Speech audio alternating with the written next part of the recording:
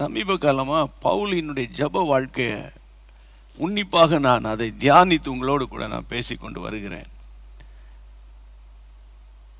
2 கொரிந்தியர் 13ஆம் அதிகாரம் 7ஆம் வசனத்தில், 2 Corinthians chapter 13 verse 7ல், நீங்கள் ஒரு பொல்லாங்கும் செய்யாதிருக்கும்படி தேவனை நோக்கி விண்ணப்பம் பண்ணுகிறேன். அதை நான் உங்களோடு பேசினது உங்களுக்கு நினைவு இருக்கா? அதே 7ஆம் வசனத்தின் பின்பாகத்தில், நீங்கள் நலமானதை செய்யும் பொருட்டே விண்ணப்பம் பண்ணுறேன். நீங்கள் நல்லதை தான் செய்யணும், அதுக்காக உங்களுக்காக வேண்டிக்கிறோம்ப்பா அப்படின்னு அவர் வேண்டிக் கொள்கிறேன்னு சொல்கிறாரு. சும்மா எங்களுக்காக வேண்டிக் கொள்ளுங்க பிரதர், எங்களுக்காக ஜெபிங்க அப்படின்னு நீங்கள் சொல்கிறத விட ஒரு குறிப்பிட்ட காரியத்தை ஃபோக்கஸ் பண்ணி நம்ம ஜெபிக்கணும். அப்போ நலமானதை செய்கிறதுக்காக நான் உங்களுக்காக ஜெபிக்கிறேன்னு அவர் சொல்கிறார்.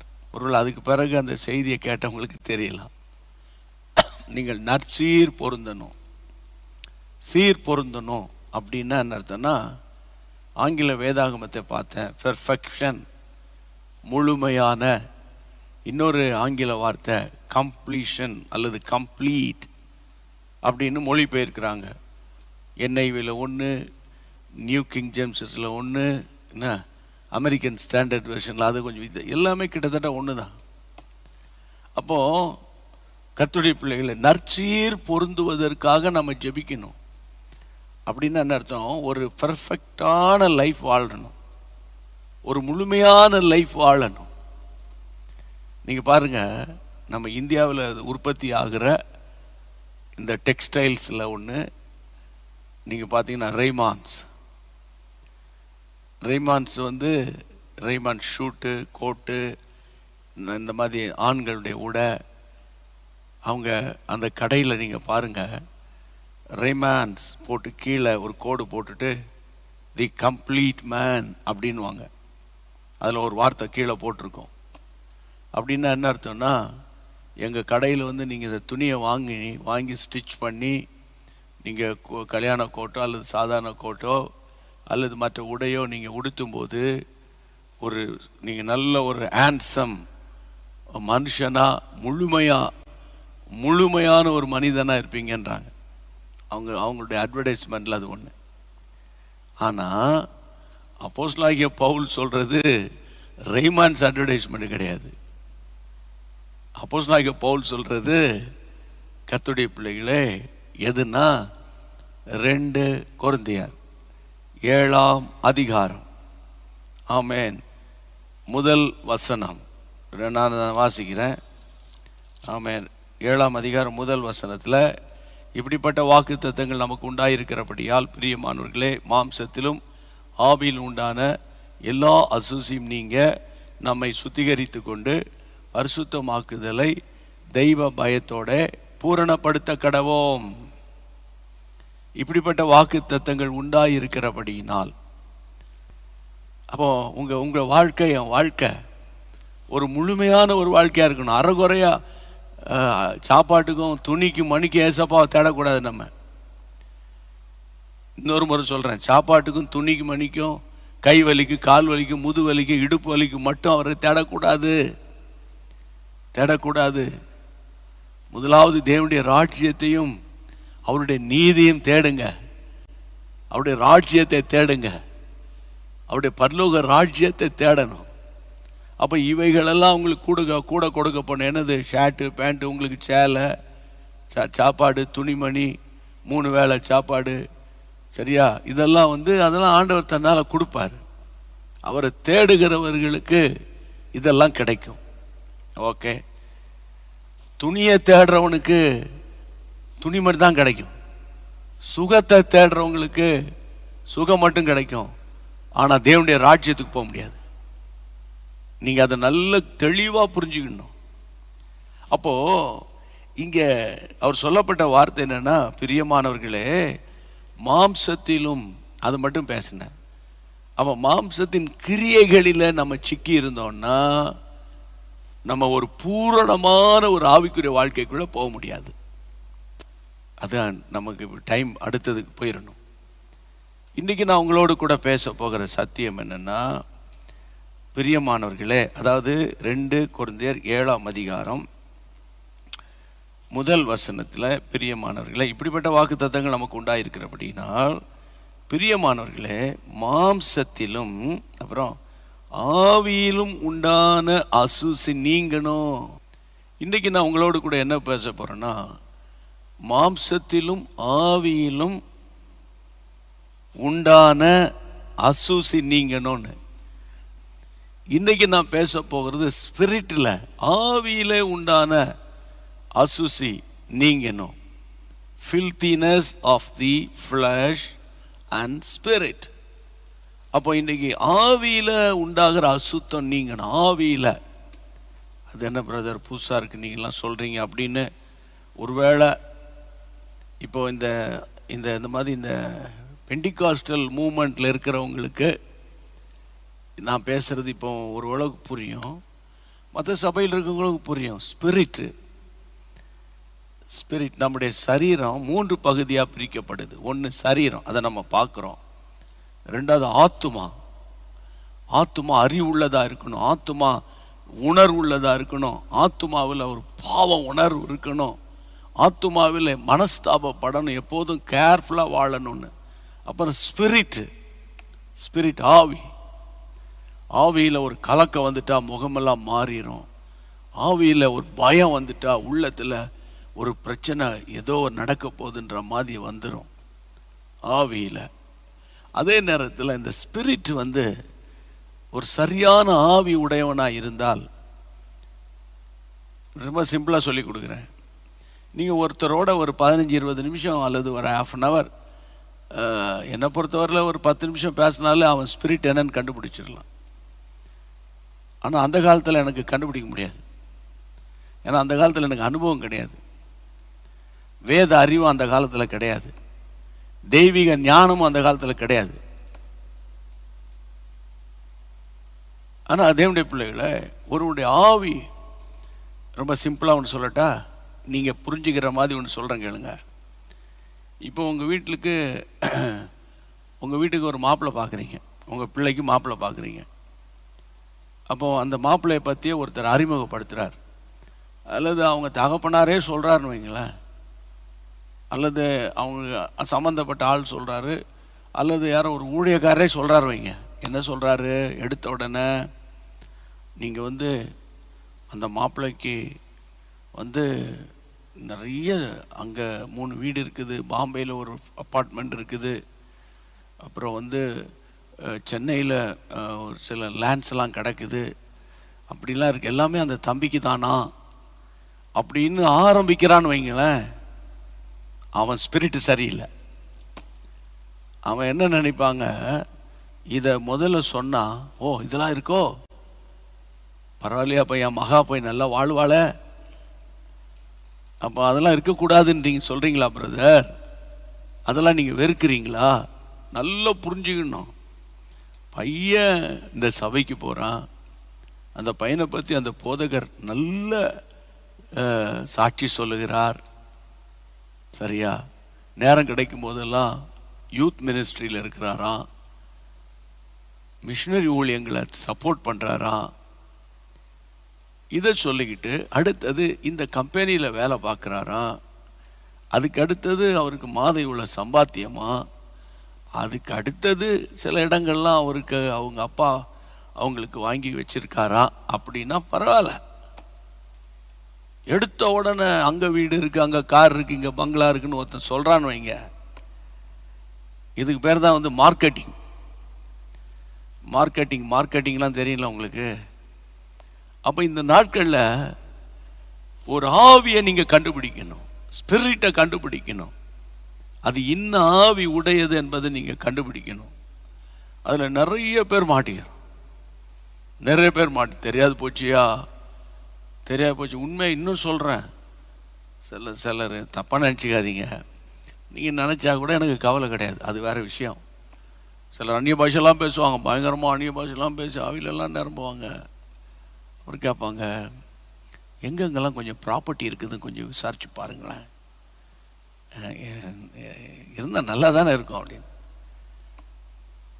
நான் பாரத்தோடு பேசுகிறேன், அனுபவத்தோடு பேசுகிறேன், ஆவியானுடைய ஒத்தாசையோடு பேசுகிறேன். கடைசி காலம், கடைசி காலம். ஏமாந்து போவாதீங்க, ஏமாந்து போயிடாதீங்க. அப்போ அந்த ஸ்பிரிட் அவன் இன்னும் ஆவி உடைய ஆள்னு கண்டுபிடிக்கணும். ஒரு முறை சீஷர்கள்லாம் பிசாசுகள்லாம் துரத்திட்டு வந்தாங்க, பயங்கரமாக அலகழிச்சு ஓடுது. ஆண்டவர்கிட்ட வந்து சொன்னாங்க, ஏசப்பா உங்கள் நாமத்தினால ஜெபிச்சோமா, பிசாசெல்லாம் பிச்சு அலறிக்கிட்டு ஓடுது. அப்படியா, பரவாயில்லையா, அப்படி ஓடிச்சோ, இப்போ உங்ககிட்ட ஒரு அக்கினி இருக்குது, உங்ககிட்ட ஃபயர் இருக்குது அப்படி சொல்லலை. பிசாசுகளை அலறி ஓடுகிறதுக்காக சந்தோஷப்படாதப்பா, உங்களுடைய நாமங்கள் பரலோகத்தில் எழுதியிருக்கிறதுக்காக சந்தோஷப்படுங்க. படிக்கணும், பைபிளை படிக்கணும். அவங்களால நான் பண்ணிட்டேன், அங்கே போய் உட்காந்து சர்ச்சில் போயிட்டு என்டர்டைன்மெண்ட் மாதிரி உட்காந்து அப்படி பார்த்துக்கிட்டு இருந்தேன் 1.5 மணி நேரம் அப்படின்னு நீங்கள் இருந்துடக்கூடாது. பாரத்தோடு பேசுகிறேன், தாகத்தோடு பேசுகிறேன், மனதார பேசுகிறேன், சரியா? சில மனவேதனையோடு பேசிக்கிட்டு இருக்கேன். கர்த்தருடைய பிள்ளைகளே, ஆவியில் உண்டாகிற அசுசி, ஆவியில் உண்டாகிற அசுசி வெளியே பார்த்தா தெரியாது, வெளியே பார்த்தா தெரியாது. சமீபத்தில் நான் ஒரு கூட்டத்துக்கு போயிருந்தேன். அப்போ கூட்டம்லாம் முடிஞ்சு போயிட்டாங்க. ஒரு தம்பி, நான் நினைக்கிறேன் அவருக்கு எப்படியும் 42, 43 அப்படி இருக்கும். அவர் என்னை என்கிட்ட சொல்கிறார், கட்டி பிடிச்சி ஆள்றாரு, இன்றைக்கி நீங்கள் பேசுனதெல்லாம் என் குடும்பத்தை அப்படியே உடச்சி வச்சிட்டீங்க, பிட்டு வச்சிட்டீங்க அப்படின்னாரு. என்னப்பான்னு கேட்டேன். இல்லை, என் ஒய்ஃபை என்னால் திருத்த முடியல. அந்த காலங்களெல்லாம் புருஷனை தான் திருத்த முடியலன்னு நம்ம சொல்லுவோம் பொதுவாக. பெண்கள் ஓரளவுக்கு ஒரு பயம், பக்தி. கூட்டங்களில் கூட பார்த்தீங்கன்னா ஆண்களை விட பெண்கள் தான் அதிகமாக இருக்கும். ஆனால் அந்த தம்பி சொல்கிறாங்க, என் ஒய்ஃபை திருத்த முடியல. என்னடா, என்ன பிரச்சனை? அவனுடைய தவறான உறவில் இருக்கிறாள். உடனே அடுத்த கேள்வி கேட்டேன், உனக்கு கல்யாணம் எத்தனை வருஷம் ஆச்சு? அவர் சொன்னார், ஐயா என் மகா இப்போ +2 போகிறா, அடுத்தவன் 10th or 9th சொன்னாள். அப்போது நீங்களே யூகிச்சு பாருங்கள் என்ன வயது இருக்குன்னு. அப்போது எந்த நேரமும் ஃபோனில் பேசிகிட்டு இருக்க, நீ எப்படி தவறாக சந்தேகப்படுற? நீ எப்படி சந்தேகப்படலாம்? நீ எப்படி, உனக்கு எதாவது ஆதாரபூர்வமாக இருக்கா அப்படின்னு நான் கேட்டேன். ஐயா, நான் எல்லாம் அறிஞ்சு பார்த்துட்டு தான் ஐயா சொல்கிறேன். பிள்ளைகளுக்காக வாழ்ந்துக்கிட்டு இருக்கிறேன் ஐயா, பிள்ளைகளுக்காக வாழ்ந்துட்டு இருக்கிறேன். ஒரு பிரசங்கி மாறும் இதெல்லாம் டீட்டெயிலாக பேச மாட்டேன்றாங்க. இன்றைக்கு பேச மாட்டேன்றாங்க. செல்ஃபோனில் பின் நம்பரை போட்டு வச்சிருப்பா, அதை ஓப்பன் பண்ண முடியாது என்னால். பேசிக்கிட்டே இருப்பா, தனியாக போய் பேசிக்கிட்டே இருப்பா ஒய்ஃபு. அப்போ இப்படி பேசி நீ எப்படி சந்தேகப்பட முடியும்? இல்லை, அவள் யாரோடு பேசுகிறா, என்ன பேசுகிறா, எல்லாம் எனக்கு தெரியும். பிள்ளைகளுக்காக நான் வாழ்ந்துட்டு இருக்கிறேன், வாலிப பிள்ளைங்க. ஏன் இந்த சம்பவத்தை உங்களுக்கு நான் சொல்லணும்? ஸ்பிரிட்டு சரி கிடையாது, சரீரம்லாம் அங்கே தான் இருக்குது. சரீரம் என்னமோ அங்கே தான் இருக்குது. ஆனால் ஆவி இருக்குல்ல, ஆவியின் மண்டலம் இருக்குல்ல, ஆவியின் மண்டலம்னு பைபிள் சொல்லுதில்ல. அந்த ஸ்பிரிட்டில் அவள் ஒரு பாண்டேஜில் மாட்டிக்கிட்டா. அந்த பாண்டேஜிலேருந்து அவளால் வெளியே வர முடியல. அப்போ இவன்கிட்ட கதறி சொல்கிறான். இதை டீட்டெயிலாக நீங்கள் இன்னும் போகிற இடங்களில் கொஞ்சம் இந்த செல்ஃபோன் அடிக்ஷனை பற்றி நீங்கள் கொஞ்சம் டீட்டெயிலாக பேசுனீங்கன்னா குடும்பங்கள்லாம் பிழைக்கும் அப்படின்னு ஒரு வேதனையோடு சொன்னார். காரணம் ஆவியில் அசுத்தம், ஆவியில் அசுசி. அப்போ இந்த கடைசி காலத்தில் எனக்கு அன்பான தேவனுடைய பிள்ளைகளை, ஆவியின் மண்டலத்தில் எப்போதும் வான மண்டலத்தில் உள்ள பொல்லாத ஆவிகளின் சேனைகள், அப்படிதானே பைபிளில் சொல்லியிருக்கு. உங்களுக்கு நான் சொல்லும் போதே எந்த வசனம் தெரியும் உங்களுக்கு இல்லை? எபேசியரில் 6ஆம் அதிகாரத்தில் இந்த வான மண்டலத்தில் உள்ள பொல்லாத ஆவிகளின் சேனைகளோடு நமக்கு போராட்டம் இருக்கும். ரட்சிக்கப்பட்ட ஒவ்வொரு தேவ பிள்ளைக்கும், குறிப்பாக பரிசுத்தாவின் அபிஷேகத்தை சார்ந்திருக்கிறவங்களுக்கு இந்த ஆவியின் மண்டலத்தில் ஒரு போராட்டம் இருக்கும். ஆமென். அதுதான் வேற விதத்தில் சொன்னா, கர்த்தருடைய ராஜ்யத்துக்கும் பிசாசின் ராஜ்யத்துக்கும் ஒரு ஒரு ஃபைட்டிங் இருந்துகிட்டே இருக்கும். ஸ்பிரிட்ல ஃபைட்டிங் இருந்துகிட்டே இருக்கும். அதனால தான் பரிசுத்தவான்கள், தேவ மனிதர்கள், அவங்க ஆவியில உணர்வாங்க. ஒரு ஊருக்கு போகும்போதே அந்த ஊருக்குள்ள நுழைந்தவுடன் அங்க இருக்கிற ஆவிகள், என்ன ஆவிகள் இருக்குன்னு அந்த ஈஸியாக கண்டுபிடிக்கலாம். அந்த ஆவிகள் போராடும். ஒரு வீட்டுக்குள்ள போனா, அந்த வீட்டுக்குள்ள தங்கி இருந்தா, அந்த வீட்டுக்குள்ள என்ன ஆவிகள் அலைந்து கொண்டு இருக்கிறது, அந்த வீட்டுக்குள்ள எப்போது பார்த்தாலும், அதாவது இந்த கனநித்திரையின் ஆவி இருக்குமானால், ஊழியத்துக்கு போய் அந்த வீட்டில் தங்குற எங்களையும் அந்த கனநித்திரை ஆவி அழுத்தும். நீயும் தூங்குடா, ஏற்கனவே எல்லாவனையும் தூங்க வச்சிருக்கேன், நல்ல 3 வேளை சோறை சாப்பிட்டுட்டு தூங்க வச்சிருக்கேன், பைபிள் படிக்கிறது ஜெபம் பண்ணுறதெல்லாம் கிடையாது, நீ மட்டும் விதை விளக்கா, நீயும் தூங்கு. சில இடங்களெல்லாம் அதெல்லாம் அனுபவப்பட்டிருக்கேன். நான் நினைப்பேன், முதல் நாள் ட்ராவல் பண்ணி வந்ததுனால தான் நம்ம இப்படி டயர்டாக தூங்குறோன்னு. 2வது நாள் பார்த்தீங்கன்னா அதை விட ரொம்ப ரொம்ப சுகமாக இருக்கும். ஏன் இப்படி தூக்கம் வருது ஆண்டவரே, ஜெபம் பண்ண முடியலையாப்பா, என்னப்பா இப்படி இருக்குது, மீட்டிங்கில் போய் பிரசங்கம் பண்ணணும், ஆத்துமாக்களுக்காக ஜெபிக்கணுமே அப்படின்னு யோசித்து அப்படியே அந்நிய பாஷை பேசும்போது அப்போ தான் ஆண்டவர் உணர்த்துவார், ஒரு கன நித்திரை ஆவி இந்த வீட்டுக்குள்ளே அலைஞ்சிக்கிட்டு இருக்குப்பா, ஒரு கன நித்திரை ஆவி. சில வீட்டுக்குள்ளே மாம்சத்தின் கிரியைகள் அலைஞ்சிக்கிட்டு இருக்கும், மாம்சத்தின் கிரியைகள் அலைஞ்சிக்கிட்டு இருக்கும். அந்த மாம்சத்தின் ஆவிகள் போராடும். ஆமென். அப்போ நான் இன்னைக்கு என்ன சொல்றேன்னு கேட்டா, இது முக்கியமான ஒரு சப்ஜெக்ட். நீங்க ஜெபிக்கணும். உங்க ஆவியில ஒரு கலக்கம் வந்துட்டு, உங்க ஆவியில ஒரு டிஸ்டர்பன்ஸ் வந்துட்டுன்னு வைங்களேன், உங்களால கான்சென்ட்ரேட் பண்ணி ஜெபம் பண்ண முடியாது. கண்ணை திறந்து அப்படி பார்த்துட்டே இருப்பீங்க, ஸ்தோத்திரம் ஸ்தோத்திரம் ஸ்தோத்திரம் அப்படி இப்படிலாம் பண்ணுவீங்களே தவிர, உங்க ஆவிக்குள்ளாக, ஆவி ஆத்துமா சரீரத்தில் இணைந்து ஜெபிக்க முடியாது. அதனால தான் அவர் எழுதுறாரு, மாம்சத்திலும் ஆவியிலும் உண்டான அசுசி நீங்கணும், அப்பதான் நீங்க பூரணப்பட முடியும், நற்சீர் பொருந்த முடியும். ஆவியில ஏதாவது ஒரு டிஸ்டர்பன்ஸோட வாழ்ந்துட்டு இருக்கீங்களா? இன்னைக்கு பாருங்க, ஒரு சகோதரன், யாரோ ஒருத்தர் நம்முடைய இந்த செய்தியை லிங்க் அனுப்பியிருக்கிறாரு. உங்களுக்கும் ஒரு ஜெப குறிப்பாக சொல்கிறேன். வயது 12, மகனுக்கு வயது 12, பாவம் ஏழை, ஏசப்பா அறியாதவங்க. இப்போ சமீப காலம் அறிஞ்சிருக்கிறாங்க.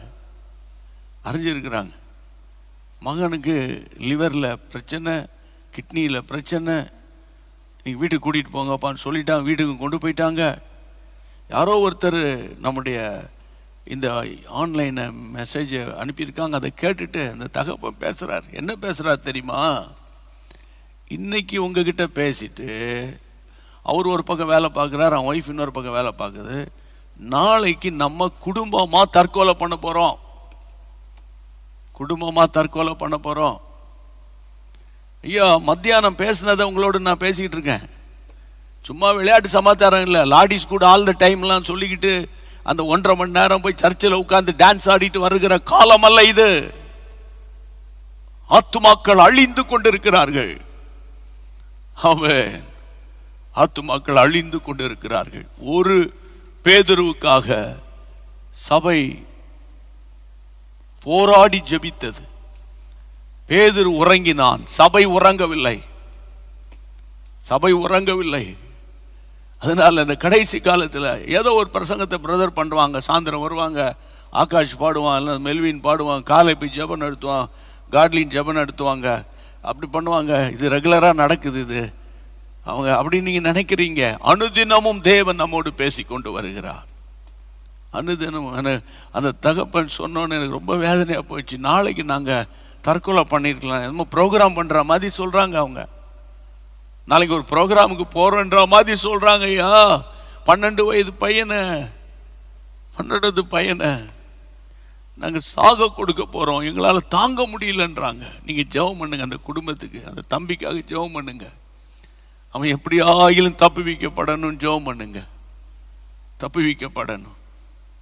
இந்த மாதிரி நிறைய ஸ்டோரிஸ் எங்களுக்கு வரும்போது நம்மால் எப்படி சாப்பிட முடியுது, நம்ம எப்படி இந்த ஜனங்களுக்காக என்ன செய்ய போகிறோம் அப்படின்னு நான் பாரத்தோடு பேசுகிறேன். விசேஷமாக வாலிப தங்கச்சிமார்களுக்கும் தம்பிமார்களுக்கும் இளைஞர்களுக்கும் ஏன் முதியவர்களுக்கு பேசுகிறேன். ஆவியில் கட்டுண்டவர்களாக இருந்தால் உங்கள் கட்டுகளை தேவன் அறுத்து உங்களை கர்த்தர் பலப்படுத்துவார். இன்னைக்கு கொஞ்சம் உள்ளே போகிறேன், நாளைக்கு இன்னும் கொஞ்சம் நம்ம பேசலாம். என் அன்பு தேவனுடைய பிள்ளைகளை, நீங்கள் பைபிளில் நான் அதை குறித்து ஆவியில் அசுத்தம் உண்டான காரியங்களை பைபிளை நான் கொஞ்சம் யோசித்து ஜெபம் பண்ணிக்கிட்டே இருந்தேன்.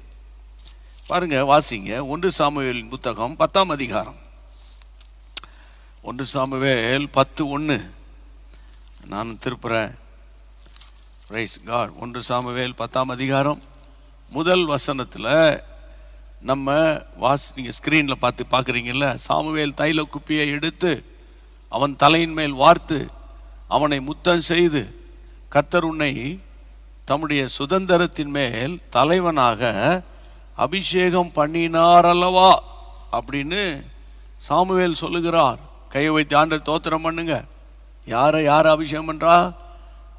சாமுவேல் தீர்க்கதரிசி சவுலை கர்த்தர் அபிஷேகம் பண்றார். சவுல் அபிஷேகத்துக்காக காத்து இருக்குல்ல, அபிஷேகத்துக்கு அவருக்கு சம்பந்தம் இல்லை. உங்கள் எல்லாருக்கும் பைபிள் படிக்கிறவங்களுக்கு தெரியும், அப்பாவுடைய கழுதையை காணோன்னு சொன்னோன்னே அப்பா அனுப்புகிறார், டே போய் கீஸ், அவங்க அப்பா பேர் கீஸ், நீ போய் கழுதையை தேடிட்டு வாடா அப்படின்னு. கழுதையை காணோண்டா அப்படின்னு அவன் கழுதையை தேடி போகிறான். ஒரு பாஸ்டர் பேசும்போது அவன் கழுதையை மேய்ச்சப்பையா அப்படின்னு பேசினார். அவன் கழுதையை தேடி போன சவுல்.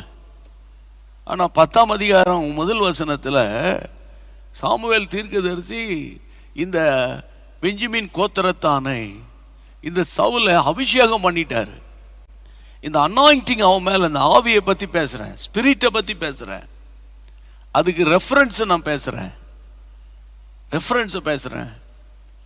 கர்த்தருடைய பிள்ளைகளே, very important message for you, ரொம்ப முக்கியம்.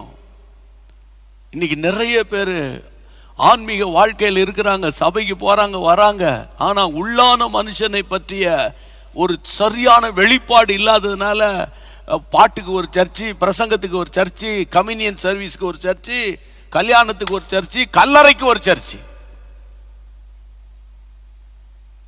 நான் சொன்னது சரிதானே?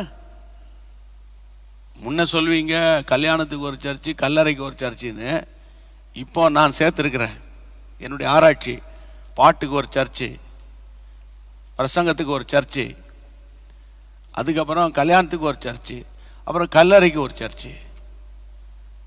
அப்போது இப்படி நிறைய சபைகளை, இதுக்கிடையில் யூடியூப்பு சர்ச்சு, யூடியூப்பே ஒரு சர்ச்சு மாதிரி வச்சுக்கிட்டு நம்ம யூடியூப்பை பார்த்துக்கிட்டே, அது கொரோனா காலத்தில் கஷ்டப்பட்டோம், போக முடியாது. இன்றைக்கும் நான் உங்களுக்கு யூடியூப்பில் பார்த்துட்டேனே அப்படின்ற மாதிரி சொல்லிக்கிட்டு, யூடியூப்லேயே உங்களுக்கு காணிக்க அனுப்பிட்டேனே, அதாவது கூகுளில் அனுப்பிட்டேனே. ஆமாம், கர்த்தருடைய நாமத்தினால சொல்கிறேன், எங்கேயோ போன ஒரு ஆளை பிடிச்சி கர்த்தர் அபிஷேகம் பண்ணது மாதிரி இன்னைக்கு கிருபையா உங்கள் மேலும் என் மேலையும் என் ஆண்டவர் பரிசுத்த ஆவி நிறைவை ஊற்றினார். கரமுயர்த்தி அல்லேலூயா சொல்லுங்க, ஆமென் சொல்லுங்க, ஆமென். இந்த பரிசுத்த ஆவியின் அபிஷேகம் ஊற்றின உடனே அவனுக்குள்ள அந்த நல்ல ஸ்பிரிட் வந்துருச்சு, அந்த குட் ஸ்பிரிட் வந்துருச்சு. அந்த குட் ஸ்பிரிட் வந்துருச்சுன்னு எப்படி சொல்லட்டா? 1 சாமுவேல் 10ஆம் அதிகாரம் 16ஆம் வசனம். 10ஆம் அதிகாரம் 16ஆம் வசனத்தில் என்ன சொல்லப்பட்டிருக்கிறது அப்படின்னு கேட்டால், சவுல் தன் சிறிய தகப்பனை பார்த்து, கழுதைகள் அகப்பட்டது என்று எங்களுக்கு தீர்மானமாய் சொன்னார் என்றான். ஆனாலும் ராஜ்ய பாரத்தை பற்றி சாமுவேல் சொன்னதை அவனுக்கு அறிவிக்கவில்லை. ரொம்ப முக்கியமாக நீங்கள் கவனிக்கணும். குட் ஸ்பிரிட், அதாவது நல்ல கவனிங்க. ஆவியானவருக்குள்ள இருக்கிற த பெஸ்ட் குவாலிட்டியை சொல்கிறேன். நிறைய பேர் அபிஷேகம் பெற்றிருப்பாங்க, அவங்களாலே வீட்டில் பிரச்சனை. ஆமாம், அவங்களாலே சபைகளில் பிரச்சனை. அவன் பரிசுத்தாவின் அபிஷேகம் பெறாத நினைக்கிறான், அடப்பாவி இவனுங்க பண்ணுற அட்டகாசத்துக்கு நம்ம இப்படியே இருந்துடலாம் போல அவங்க நினைக்கிறாங்க.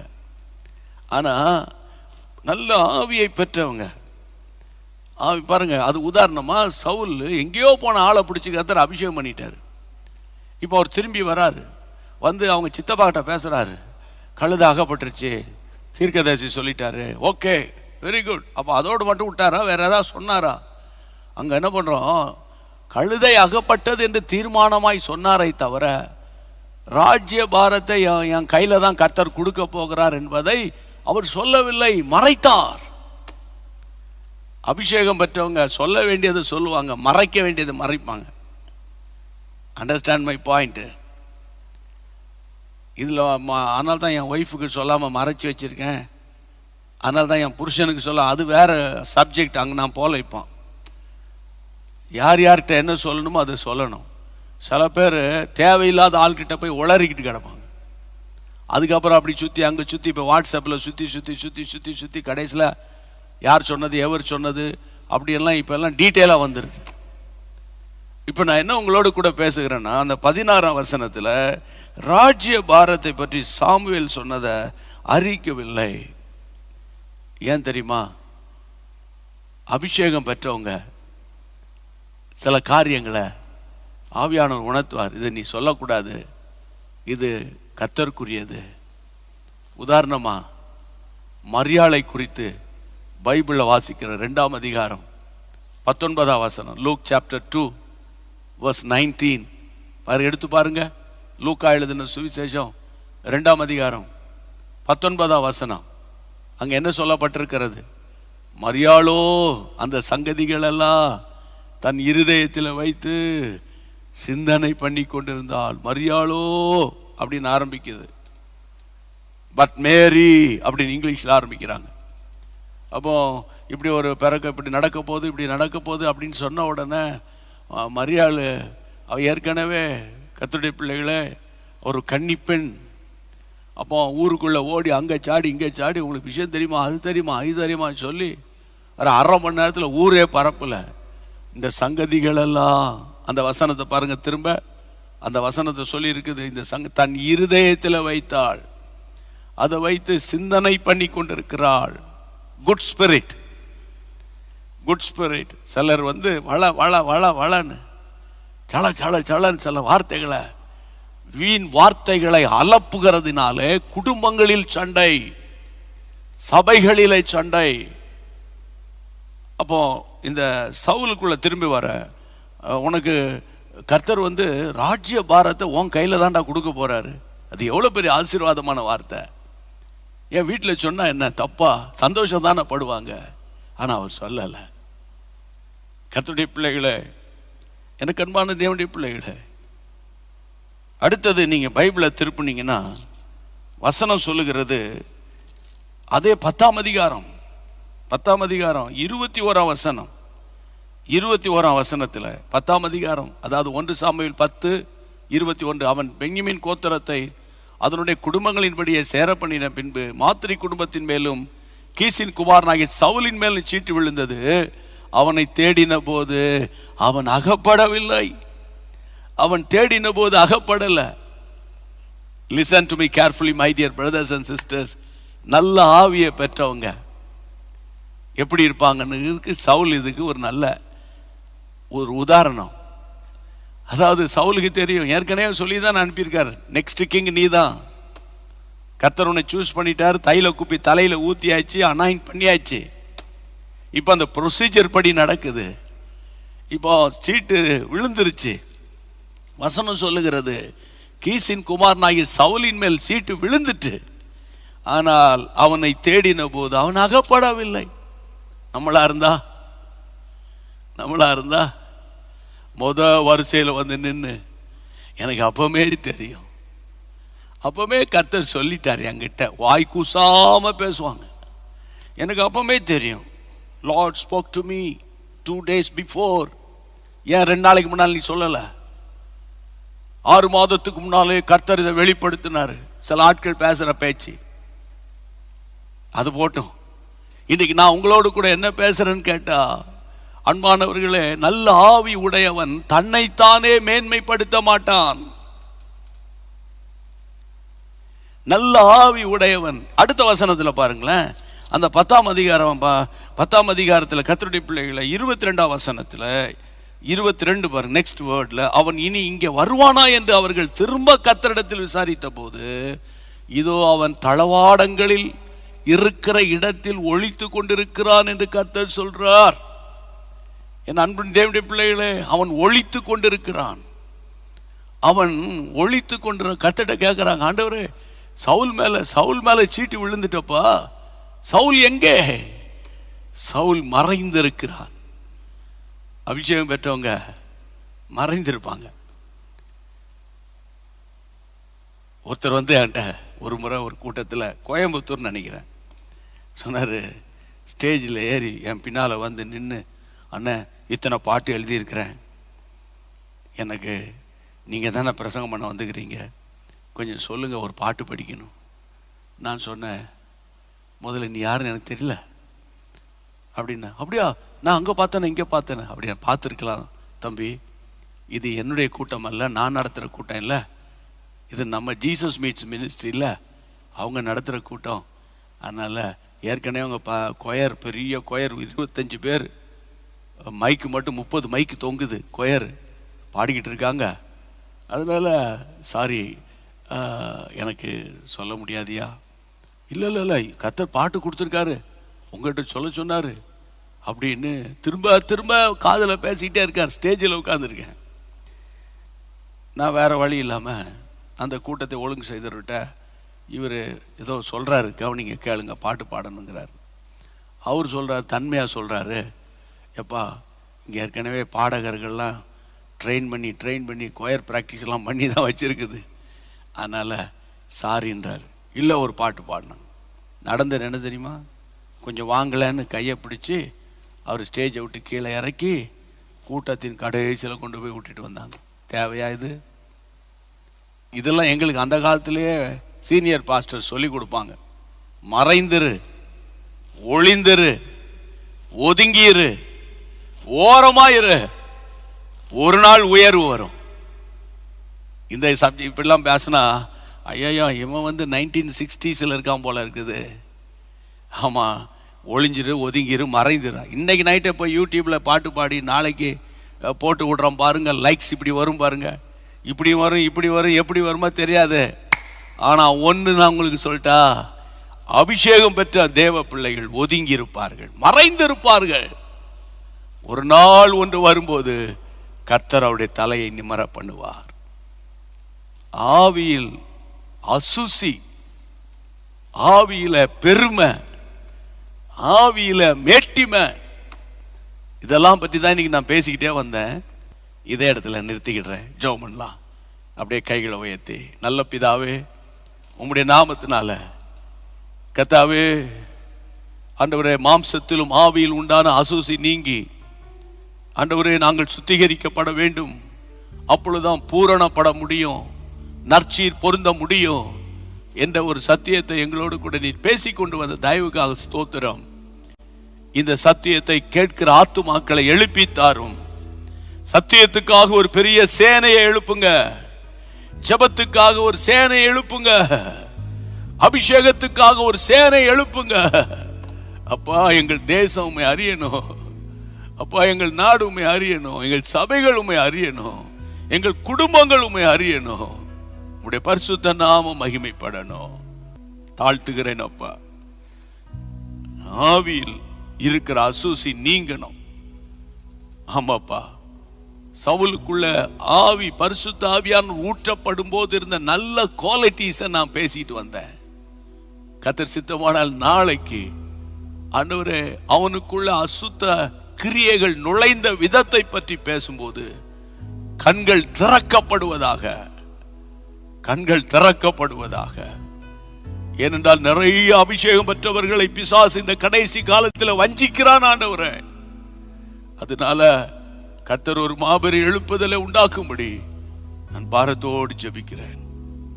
உமக்காக ஒரு சேனை எழுப்ப எங்களுக்கு உதவி செய்யும். எல்லா சபையின் தலைவர்கள் மேலையும் ஆண்டவர், எங்க தேசத்தை ஆளுகிற பிரசிடென்ட், எங்களுடைய பிரைம் மினிஸ்டர், எங்களுடைய ஹோம் மினிஸ்டர், எல்லார் மேலும் எங்களுடைய பரிசுத்த பாதுகாப்பு இருக்கட்டும். எங்களுடைய தமிழ்நாடு ஆண்டவரே, கர்த்தாவே சீஃப் மினிஸ்டர், கர்த்தாவே டிஜிபி, ஆண்டவரே போலீஸ் துறையில் இருக்கிறவங்க எல்லார் மேலும் நம்முடைய கிருபை இருக்கட்டும்.